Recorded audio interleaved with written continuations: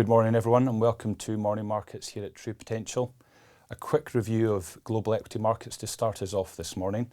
So a strong day yesterday, particularly in the US, with global equities up over 1% and US equities up over 2%. And that news flow contrasted slightly with emerging market equities being down 2.78%. The reasons for this are diverging news stories between China and the rest of the world. So right now China is battling another outbreak of the Omicron variant across both Hong Kong and the mainland, and this is leading to some severe restrictions on activity in the larger cities as well as some of the provinces. So we're seeing complete lockdowns in the port city of Shenzhen, and we're also seeing heavy restrictions in the area of Shanghai.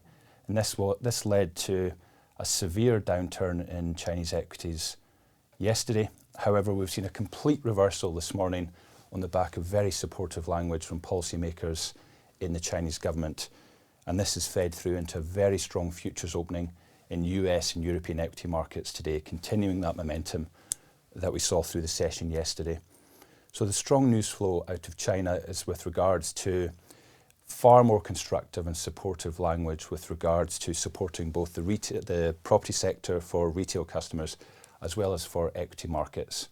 So the Chinese officials look set to try and lift expectations for equity price performance there.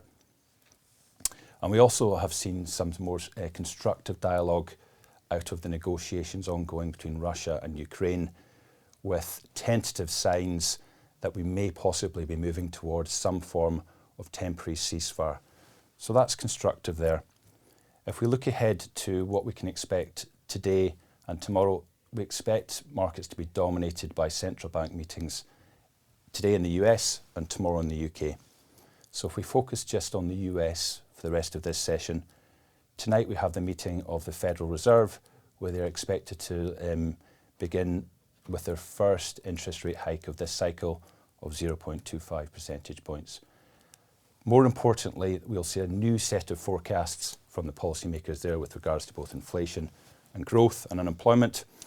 And given the strong growth and unemployment levels we're seeing, we're expecting them to be more constructive on the outlook for the economy in the US, but we're also looking for them to acknowledge that there are very strong inflationary pressures that they will need to counteract.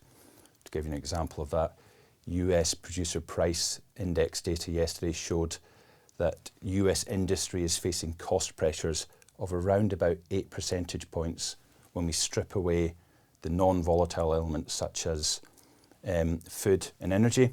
And that chimes with the consumer price inflation data we saw last week, which was at roughly the same level of about 8%. Now, given the US policymakers target inflation of around about 2%, you can see there's a big divergence between where they would like inflation to be at 2% and the input pressures we're seeing of around about 8%. So we expect them to guide markets to be prepared for more interest rate hikes through the year, but markets are already well positioned for that, expecting a total of 6 to 7 interest rate hikes this year. So we're expecting constructive dialogue, really catching up with where markets are. And we're also expecting roughly the same sort of dialogue from the Bank of England tomorrow. So tomorrow morning, we'll report back on what the Fed actually reported, as well as condition you for some of the statements we can expect from the Bank of England. So that's all for today. Look forward to catching up with you tomorrow. Take care.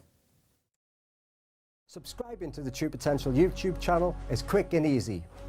Simply go to the channel on your desktop or through the YouTube app on your phone and click the subscribe button. You can then press the notification bell symbol if you wish to be notified as and when new videos are released.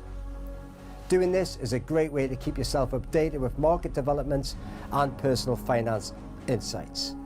Thank you to everyone who has subscribed, and we look forward to continuing to help you do more with your money.